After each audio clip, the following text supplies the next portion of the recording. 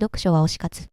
実はこの本、間違えて買っちゃったんです。副題をちゃんと見てなくて、文化人類学の本だと思ってたんですよね。でも読み進めると、ベストセラー、失敗の科学で有名なマシューサイドさんのビジネス書だった。物語終盤のセティのとある告白については、やっぱり、と思いました。確信があったわけではありませんが、親友であるタレクとの再会時に交わした会話で、そうなのかな、と。今月の漫画第1位は、個人的に今、最高に面白い冒険ファンタジー漫画の一つです。正直に言うと、個人的にはあまり合いませんでした。というのもどこかで見たような設定と感じてしまったんです。とあるページで、肯定と驚きました。気になった方は、ぜひ読んでみてください。フリーアトリエセイへようこそ、セイです。今回は2025年6月、最近読んだ本を紹介していきます。読んだ作品数は、小説2作、一般書3作、漫画31作の合計36作でした。先月まで冊数でカウントしていましたが、今月から作品数でカウントします。ご了承ください。小説、一般書、漫画の順に紹介します。チャプターを用意しているため、よろしければご活用ください。また、概要欄に各作品のリンクも貼っているため、気になった作品があれば、ぜひ読んでみてください。まず小説からです。小説は基本的に Amazon の Kindle で購入していますが、今回は1作だけ紙の本で購入しました。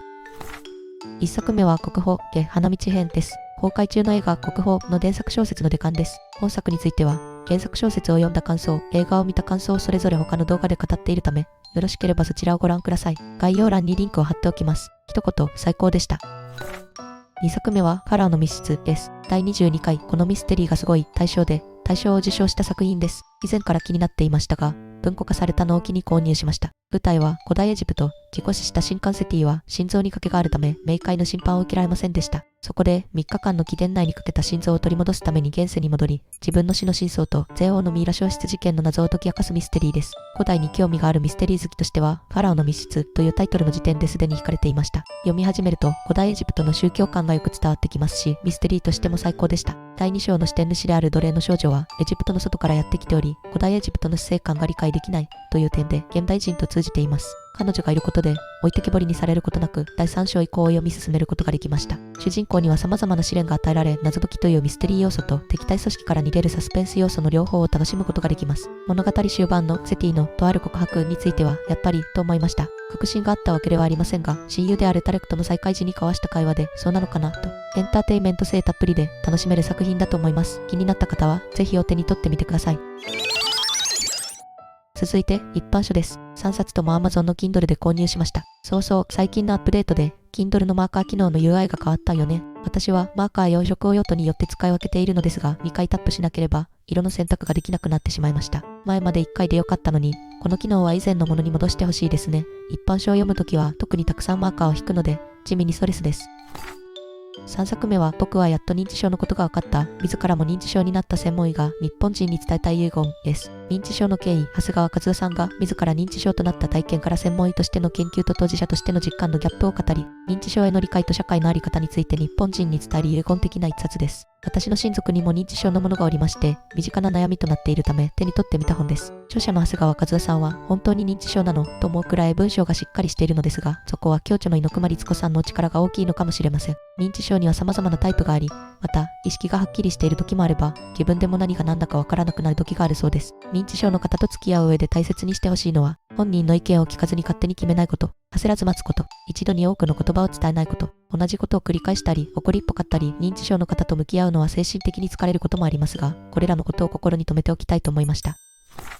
4作目はデューク・アライフ・オブ・デューク・エリントンです。20世紀最大のジャズ作曲家、デューク・エリントンの講師にわたる生涯を詳しく研究して書かれた伝記です。この本は、ジャズ偉人伝シャープニーの動画を制作するために読みました。私、ジャズを学び、演奏していた時期もあったのですが、ジャズミュージシャンの名前や曲は知っていても、どんな人生を歩んだのかは知らなかったんです。そのため、動画を作るにあたり、改めて勉強しています。生涯で1000曲以上の作品を作り、亡くなる2ヶ月前までステージに立っていたエリントン。音楽と共に生きた彼の人生が気になる方は、ぜひ、ジャズ偉人伝シャープニーの動画もご視聴ください。5作目は多様性の科学、画一的で凋落する組織、複数の視点で問題を解決する組織です。本作は CIA や Google などのグローバル企業、登山隊など様々な実例を通じて、複雑な問題解決には多様性が大切だということを科学的に論証した本です。実はこの本、間違えて買っちゃったんです。副題をちゃんと見てなくて文化人類学の本だと思ってたんですよね。でも読み進めると、ベストセラー、失敗の科学で有名なマシューサイドさんのビジネス書だった。第1章を読んだ時点では少し後悔していました。でも第2章以降で様々な種類の多様性が出てきて、これが本当に興味深くて、最終的には購入してよかったと思いました。はじめの3章だけ簡単にご紹介します。第1章では 9.11 同時多発テロを未然に防げなかった CIA の事例が出てきます。画一化した集団の決定について書かれていて、最初読んだ時は、それは多様な人が集まったら事件を防げたかもしれないけど、内通者が出る可能性もあるし、単純な利点ばかりじゃないでしょ、と斜に構えていました。第2章では、一見関係なさそうな他業種の人からの意見を募ることで、新しい解決方法を見出せることが紹介されています。第3章のエベレスト登山の事故例が特に印象的でした。個人個人が考えや知識を持っていても、絶対的なリーダーがいる状況では情報共有がうまくいかず、結果として最悪の事態になってしまう。単純な問題なら強いリーダーシップでいいけど、複雑な問題に立ち向かう場合は、周りの意見を積極的に聞く、尊敬を集めるリーダーじゃないとダメなんですね。第4章以降も、心理学、人類学、考古学、生物学、社会学、経済学、起業家や作家の言葉など、本当にいろんな分野の研究を例に出しながら、私たちがいかに多様性を意識するべきかについて語られています。個人的に一番興味深かった話は、絶滅したネアンデルタール人より脳が小さかった私たちの先祖、ホモサピエンスが生き残ったのは、多様性の力があったからだという話です。一人一人の知能や能力が劣っていたとしても、集合値によって生き残っていったとのこと。こうして本を読んで知識を得ることも、ホモサピエンスならではの能力ですよね。ますます読書って大事だなって思わされました。読んで敵になったこととしては、インターネットが普及して個人の趣味思考に合わせたものばかりを見るようになっている現在、もしかしてイノベーションって起こりにくくなってるんでしょうか。でも逆に世界中の人と一瞬で繋がれるようになった分、多様な考えに触れる機会も増えているんかな。わかりませんが、何にしろ個人的にはもっともっといろんな本を読んで集合値を自分の中に取り入れたいと思いました。続いて漫画です。漫画は ebook Japan で購入しています。最初に今月の漫画ベスト5を、次に少年青年漫画を、最後に少女女性漫画を紹介していきます。また少女女性漫画は数が多いため、さらに分けて原作小説がない漫画、原作小説がある漫画、韓国系のウェブトゥーンの順に紹介します。今月の漫画ベスト5。今月の漫画第5位は、愛さないと言われましても、元魔王の伯爵令嬢は、生真面目軍人に餌付けをされて幸せになる、です。前世が魔王だった伯爵令嬢、アビゲイルが、生真面目な軍人の夫と関係を築いていくラブコメディです。魔王と聞くと、人間と似た姿を想像したかもしれませんが、アビゲイルの前世の姿は、手や目がたくさんあり、大木よりも巨大な魔物の姿でした。5巻では、夫と共に実家に一時帰省したアビゲイルを虐げていた家族や使用人たちの仕打ちに、夫は怒りを隠せませんが、魔王だった頃の記憶があるアビゲイルは、自分が人間である意識が希薄で、自分よりも弱い人間を憎むことはないのでした。やはりアビゲイルの性格が好きです。死は自然の摂理だと理解している彼女は、誰かが亡くなってもかわいそうと涙することはありません。しかし、夫や嫁ぎ先の使用人のことは大切に思っており、温かい感情も持てる人です。最後、また次の事件が起きそうな予感で終わりましたが、この先もアビゲイルが自由に生きられるよう、物語を見守っていきたいです。今月の漫画第4位は、ミイラの飼い方の21巻です。ある日、高校生の柏木空のもとに、手のひらサイズの小さなミイラ、ミーくんが送られてきます。本作は空や彼の同級生たちが不思議な生き物たちと一緒に暮らす日常ファンタジー漫画です。はじめはコミコという縦読み漫画のサイトで連載を追いかけていたんですが、途中で単行本購入に切り替えました。もう21巻まで来たんですね。なんだか感慨深い。この漫画は見た目がとても可愛らしい生き物たちが登場する癒し系の漫画でもありますが、そんな不思議な生き物たちを利用して金儲けをしようとする悪人がいたり、ダークな部分もあるのが好きです。21巻ではその深い闇が関わっているエピソードで、読んでいて辛くもなりましたが、きっと空たちがそばにいれば大丈夫だろうと信じたい。次の巻から最終章突入だそうで、終わってしまうのは悲しいですが、最後まで追いかけたいと思います。今月の漫画第3位は、月曜日の友達の1から2巻です。まだ幼さの残る中学1年生の女子、水谷茜が超能力が使えるという不思議な同級生、月野と、月曜日の夜に校庭で会う約束をし、大人と子供の狭間で輝く友情を育む青春物語です。今回1巻から新しく購入した小学館の漫画が多めなのですが、これは2つ理由があります。1つ目は ebook Japan のサイトで小学館の漫画を対象にした購入金額の 60% がポイント還元されるセールが行われていたから。2つ目はグラマンという YouTube チャンネルを見始めたからです。グラマンとは小学館が運営する漫画アプリ漫画ワンのチャンネルで編集さんの仕事や漫画家さんの制作の様子がわかるチャンネルです。本作もこのグラマンに登場する編集長さんがおすすめしていた漫画で面白そうだったので購入してみました。1002巻と比較的短い作品ですが中身は濃厚で小説を読んでいる気分でした。中学生という子供とも大人とも言えない微妙な年代の男女2人について描いた話で私も大好きな作品となりました。絵が独特なため表紙買いはされづらい作品かもしれませんが漫画好きの方にも普段小説ばかり読むという方にもおすすめしたい作品です。今月の漫画第2位は獣王と薬草の1から5巻です。本作は人と魔族が紡ぐ医療ファンタジーです。ダンジョン探索中に重傷を負った冒険者キナがかつて最強と恐れられた魔族のジュオガロンに命を救われ、代償として魔物の治療を手伝うことになります。こちらもグラマンという YouTube チャンネルで紹介されており、興味を持った作品です。原作小説があるわけではなく、原作担当、作画担当、キャラクター原案担当がそれぞれ分かれている作品となっています。現在、お話を考える人と絵を描く人が分かれている作品も増えているみたいですね。本作は、魔王宮最強という一見チートに思えるジュオガロンが勇者一行に負けた後の世界というマイナススタートなところが好きです。ファンタジー系の作品で当たり前の魔物は倒すものという設定を逆手に取り、魔物は救うものという立場を主人公たちが取っているのも面白いですし、読者とガロンの橋渡し的存在となる視点主、ティナの存在も魅力的です。魔物は倒すものという従来の価値観を持っていたティナが変わっていくことで、どんどん物語の深みが増していきました。そして最新の5巻では、勇者一行に負け、人間を憎んでいたガロンがなぜ医者になったのかという過去が語られました。その説得力もお見事。これからもティナとガロンたちの冒険を見守っていきたいと思います。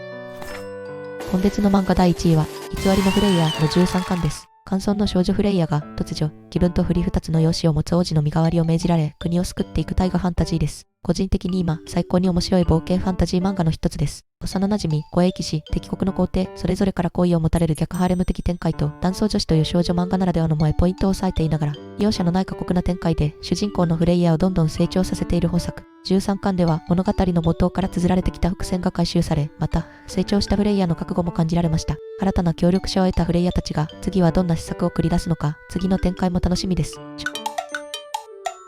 少年、青年漫画、11作目は、路傍の藤井の1から4巻です。職場では空気のような存在感の独身男性藤井が主人公の日常漫画です。コスパやマウント、承認欲求といった現代的価値観に振り回されず、自分らしい生き方を貫く令和のニューヒーローを描いています。こちらも YouTube チャンネル裏マンで紹介されており、興味を持った作品です。何か特別な事件が起きるわけではありませんが、自分らしく生きている藤井に、だんだんと惹かれていく周囲の人たちの気持ちがわかります。藤井の学生の頃のエピソードも好きでした。周りと比較しないってとても難しいことですが、きっと生きやすくなるんだろうなと思います。人の人生ではなく自分の人生ですから。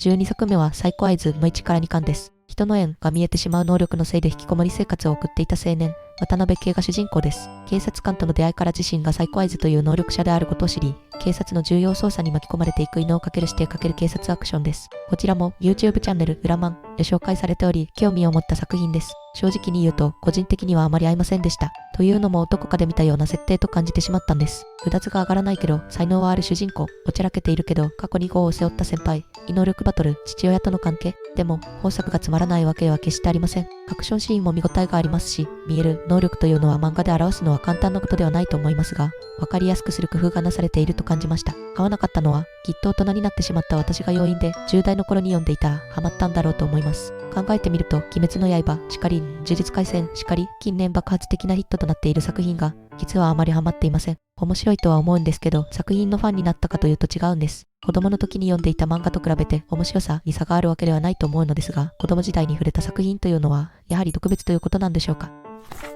13作目はタワーダンジョンの1から4巻です。邪悪な資料術師に王を殺され姫をさらわれた王国が舞台の剣と魔法のファンタジーです。この船団が天から降りてきた巨大建造物、竜の塔を登って姫を救おうとしますが、そこに農夫の青年ユードが加わり、迷宮探索を繰り広げていきます。こちらも YouTube チャンネル裏マンで紹介されており、興味を持った作品です。講談社の漫画なのに話題に上っていたんです。作者はもともと SF 漫画を描かれていたそうで、絵が独特、最初は少し読みづらかったです。カメラが登場人物たちに近くて、今どんなところに立っているのか、どんなものが周りにあるのかなど、全体の把握がしづらかったんですよね。読み進めていくうちに世界観に慣れて、違和感は薄れていきましたが、最初は少し我慢の時間が必要かもしれません。竜に姿を変えられる長寿のドアクメタモル、悪しき資料術師にさらわれた王女、この船団や貴族たち、獣人族、様々な立場の人々がどんどん竜の塔に集まってきます。主人公イルバの秘密も明かされましたが、まだまだ謎が多い世界、単純に姫を救ってハッピーエンドとはならなさそうで、続きが気になります。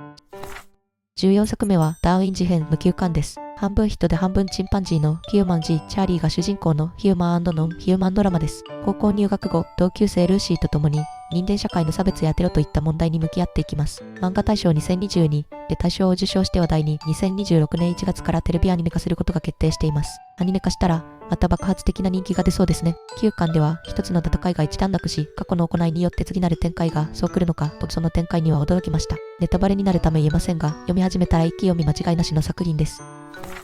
15作目は魔術師苦悩は見えているの6巻です。盲目の天才少年による魔術探求ファンタジーです。生まれつき目の見えない少年苦悩は、ある日、水魔術で失った視力を補う新たな目を作ることを目標に掲げ、瞬く間に魔術の才能を開花させていきます。主人公が天才の漫画はたくさんありますが、女性に軽薄な行動を無自覚にとってしまうという設定が独特で面白いです。次女による偏った教育のせいで、女性を見た悪毒、それが紳士の礼儀だと勘違いしているんですよね。今はまだ少年だからいいですが、この勘違いをしたまま青年になったらどうなっちゃうんでしょう。クノンが魔法を心から愛してやまないところが好きです。6巻では元師匠と再会したり、魔法バトルをしたり、最後もバトルの決着がつくというところで終わってしまいました。続きが気になります。少女女性漫画、原作小説がない漫画、16作目はゲットレディの15巻です。化粧品のマーケティングを学ぶ大学生の鈴は気分をブスだと思い込んでいます。そんな彼女が美容系 YouTuber、一花と動画を作ることで自分に自信を取り戻していく成長物語です。超絶美少女の一花は、実は中学生男子、女装男子、年下男子という要素に YouTuber、メイクという新しい要素を掛け合わせた作品です。毎回、実際にあるメイク道具がたくさん紹介されるんですが、もうね、ファッション雑誌より詳しいんじゃないのってレベルで語られています。各製品に対して作者によるおすすめポイントや硬さとか質感の比較チャートも載っていて、メイクが好き、気になるって方に特におすすめな作品です。15巻では、一花が動き出す一方で、最後に鈴に危機が一花助けて。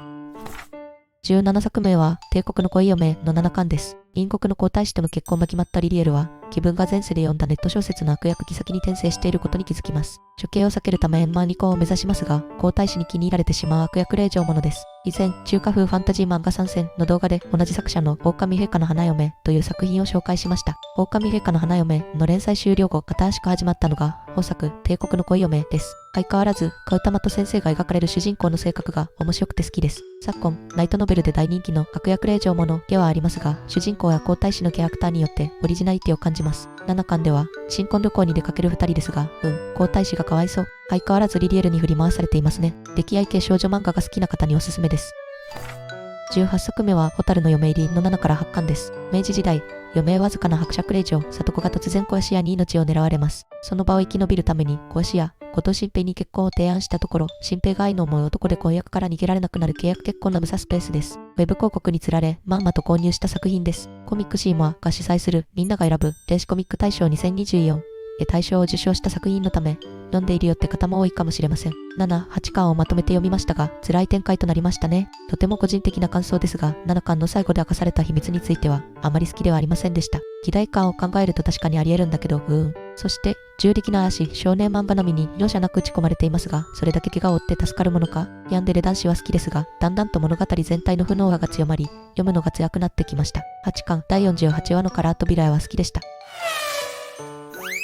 少女女性漫画、原作小説がある漫画、19作目は発見伝の1から15巻です。江戸時代の大ベストセラー、南宋里見発見伝を完全コミカライズ。怨霊、玉梓の呪詛によって呪われた里見手と里見の姫、伏せ姫の呪詛から生まれた8つの玉を持つ各剣士たちの運命が絡み合う物語です。期間限定で無料公開されていまして、15巻分一気に読みました。2024年に公開された映画発見伝を見られた方はいらっしゃいますか？あの映画では発見伝の著者滝沢馬琴の物語が中心で、発見伝の中身は軽くしか触れていませんでした。そのため改めて読みたいと思い手に取りました。映画を見た時にも思いましたが、現代でいう少年漫画、圧倒的なエンターテインメント作品ですね。私の中で仁義八行の字を持つ8人といえば、渡瀬優先生が描かれた少女漫画不思議遊戯の登場人物たちあったのですが、今度からは青またピンク先生が描かれた彼らのイメージに変わりそうです。参考文献なども詳しく載っているため、発見伝が気になる方はぜひお手に取ってみてください。20作目は、もう興味がないと離婚された令嬢の意外と楽しい新生活の4巻です。次期国王、カロル王子から離婚を告げられ僻地に追放されたベラ。王妃教育や慣れない公務から解放されて自由な生活を満喫していると、任務で訪れた元王子、アランと出会います。秘められた能力の謎を解き明かしながら、新たな居場所を築くラブファンタジーです。真面目で善人な2人による純愛で、読んでいてほっこりさせてくれる作品です。婚約破棄により追放されたベラ、再び王族と婚姻となると面倒なことになりそうですが、この2人ならきっと大丈夫だろうという安心感がありますね。次の巻も楽しみです。21作目は、包帯公爵の結婚事情の1から2巻です。全身を包帯で覆われた包帯公爵の異名を持つ公爵が突然国王命令で結婚することに、家にやってきた花嫁、シエラを追い返そうとしますが、純真なシエラの態度に戸惑い、つい迎え入れてしまいます。孤独なわけあり公爵と、なぜか最初から公爵にぞっこんな盲目の花嫁が織りなす結婚物語です。公爵が包帯に覆われている理由が独特です。怪我などが原因ではないよね。2巻ではシエラの過去が明かされました。これにより、なぜ公爵にぞっこんだったのかもわかります。まだ2巻しか出ていないとは思えないほど、エピソードが濃密で満足感のある作品です。22作目は、家から逃げ出したい私が、うっかり憧れの大魔法使い様を買ってしまったらの7巻です。今井の身代わりに変態公爵に嫁がされることを知ったジゼルは、家から逃げ出すため護衛を買おうと奴隷市場を訪れます。強い護衛を買うはずが、うっかり俺様の美少年エルビスを買ってしまったジゼルですが、実は彼は憧れの大魔法使いだったと判明する恋の物語です。全巻、6巻でエルビスの正体が憧れの大魔法使いだと知ったジゼル。このままラブラブになれたらいいのですが、まだ試練が待ち受けています。実は続きが待ちきれず原作小説を読んだため、結末を知っています。同じだとすると、次の巻くらいが最終巻でしょうか、それとも、もう一巻ある？どちらにしろ、最後まで見守りたいと思います。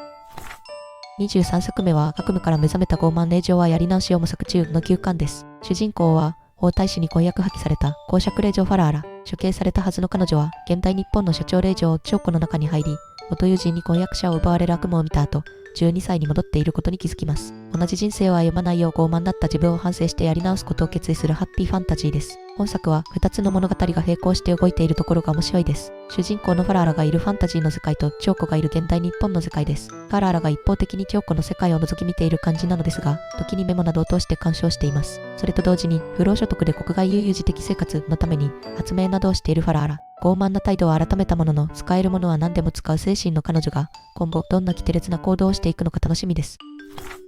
24作目は、私のことが大嫌いなディテが護衛騎士になりました。無参巻です。公爵令嬢のイレミナは、突然家にやってきたディテ、ナイジェルを父の不義の子だと思い、きつく当たっていました。次第に認めるようになってからも謝れずにいるうちに、ナイジェルが護衛騎士として現れます。実は姉が大好きすぎる無口系義弟と、強気な令嬢のジレジレ溺愛ラブストーリーです。公爵令嬢が主人公ですが、転生ものでも、タイムリープものでもありません。血のつながりはない義兄弟。溺愛者です。ミレミナも鈍感ですが、ナイジェルも大概ですね。ミレミナに思いを伝えるため、公爵から出された難題に立ち向かうナイジェル、一筋縄ではいかない二人の恋の行方が気になります。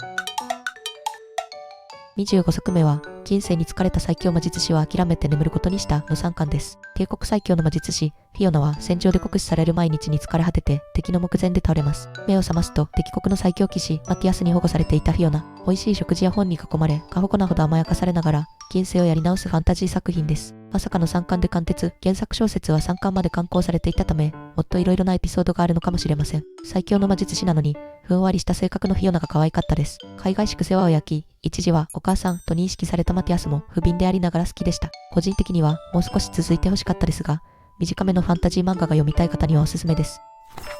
26作目は薬で幼くなったおかげで冷酷公爵様に拾われました。捨てられ聖女は錬金術師に戻ります無参巻です。お飾りの聖女をしていたシリーズは、義妹アリアの企みで冤罪をかけられ、国を追放されます。命を狙われてピンチに陥った際、薬を飲んで少女の姿になってしまい、隣国の冷酷公爵に拾われて、新たな人生を歩むファンタジーです。3巻では錬金術の弟子ができたり、公爵に本当は大人であることがバレてしまったり、進展がある巻でした。でも当分は子供の姿のままで、錬金術師としての活躍が続きそうですね。義妹アリアも能力がある分なかなか手強そうな相手です。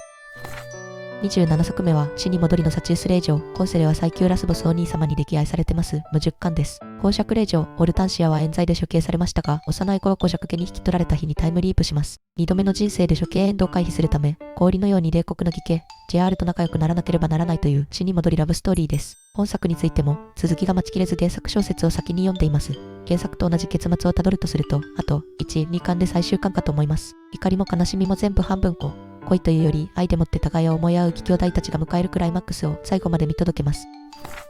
28作目は断罪された悪役令嬢は逆行して完璧な悪女を目指すの6巻です。皇太子の婚約者だった公爵令嬢クアウディアはイボマイの策略により召喚へと売られナンバーワンに上り詰めるも病死してしまいます。その後子供の頃にタイムリープした彼女が娼婦として身につけたテレンテクダで周りを味方に引き込み完璧な悪女を目指す痛快ラブファンタジーです。6巻では皇太子の子供時代の話がメインでした。タイムリープ後に絆を作ってきた皇太子と娼婦時代の乗客だった隣国の王帝、政治的なきな臭い話と並行して3人の三角関係も楽しめそうな今後の展開に期待です。29作目は悪役令嬢のお気に入り王子邪魔の6巻です。笑わない剣気アイリスは隣国の王子アルビンと出会った瞬間、転生前の記憶が蘇ります。転生といっても時代を隔てているわけではなく、同じ時代に生きる別の人間として生まれ変わっていたのでした。自分の前世でもある隣国の王女フィオナはいずれアルビンに裏切られ命を落とす運命。そんなフィオナを救うべく、アイリスが王女の教育係として隣国に赴く物語です。タイトルにあるお気に入りとはフィオナのこと、王子とはアルビンのことですね。王子にそっけないアイリスと、王子なのに庶民的な気安さがあるアルビンのコンビが好きです。6巻ではアイリスの転生に関わる謎について進展がありました。新ケアも接触してきましたし、時間は一体どうなるのでしょうか。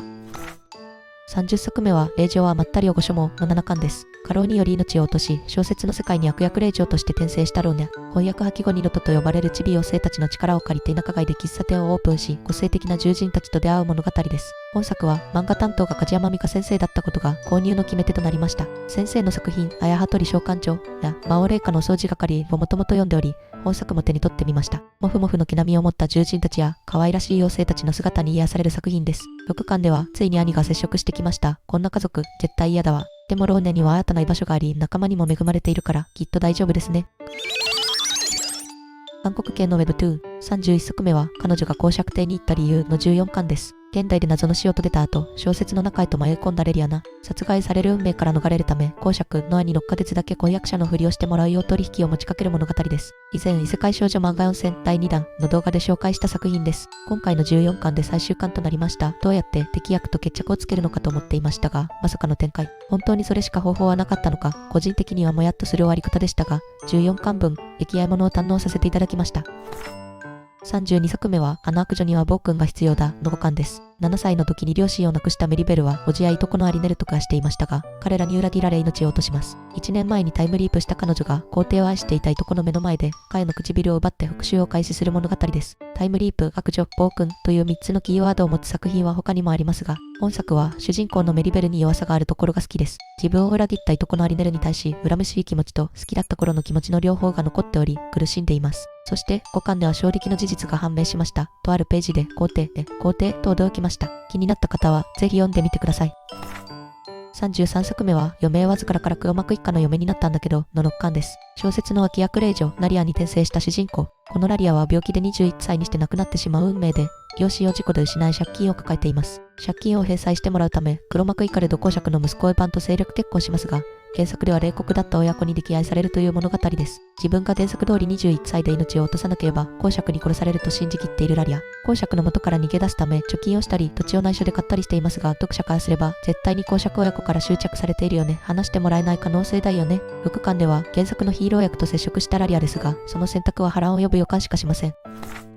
34作目は、かりそめの公爵夫人の4巻です。召喚術に興味を持ってくれた婚約者、ガスパルに本命の恋人がいることを知り、死を迎えたイボナ。1年前にタイムリープした彼女は、ガスパルと婚約破棄をするため、彼のライバルであるクロードに契約結婚を持ちかけるという物語です。召喚術の才能があるイボナが、周囲の令嬢に影響を与える描写が好きです。令嬢は花嫁修行が最優先、家のために結婚するのが当たり前という世界で、男性にこびることのないイボナと接し、自分はこのままでいいのかと考えを改めた令嬢がいました。4巻では、世界観に深みを与えるエピソードがたくさんありました。魔獣に襲われたり、その魔獣を召喚した悪役がいたり、タイムリープ前の世界で召喚師を数百人殺した聖騎士が現れたり、設定がしっかり練られているのが魅力的な作品です。35作目は悪女が手なずけた獣の5巻です。読んでいた小説のサイコパスな悪女に転生してしまった主人公、イリアナ。この悪女はある男を洗脳し自分のペットにしており、皇帝になった男に復讐される運命にありました。なんとか運命を変えようと小説とは違う行動をとる主人公ですが、皇帝に執着され、というお話です。前回の2025年5月最近読んだ本の動画でもご紹介しましたが、新刊の5巻が発売されたため、読みました。皇帝に軟禁されているイリアナ、自由を奪われている彼女ですが、どちらかというと、皇帝を振り回しているのは彼女ですね。ピッコまで連載しているバージョンは途中で読むのをやめたのですが、この巻の内容は全て既読の話でした。次の巻あたりから未読のところに入っていくかな。イリアナの母の出身地である国屋という存在も謎めいていますし、続きが気になります。36作目は、お求めいただいた防空霊下の悪女ですの1から4巻です。フェリエ王国の第一王女、ナースは、家族からスケープコートとして利用され、悲劇の人生を終えます。過去に戻って復讐を誓った彼女は、敵国だったシャリオルト帝国の暴君ゼホンに嫁いで真の悪女となり、復讐を果たそうとするロマンスと復讐の物語です。タイムリープする前は、家族のためにという前世の人だったのですが、人ってここまで性根が変わるものでしょうか。2回目の人生では、人を傷つけることも厭わない悪女に、Webtoon の作品は過激なものが多いですね。皇帝陛下の溺愛者になるのかと思っているのですが、4巻の時点では、まだお互いに腹を探っている状態、先は長そうです。以上、私が最近読んだ本36作でした。気になった作品はありましたか？皆さんが最近読んだ本もぜひ教えてください。この動画が良かったなと思う方は、チャンネル登録とグッドボタンをお願いいたします。最後までご視聴いただきありがとうございました。また次の動画でお会いしましょう。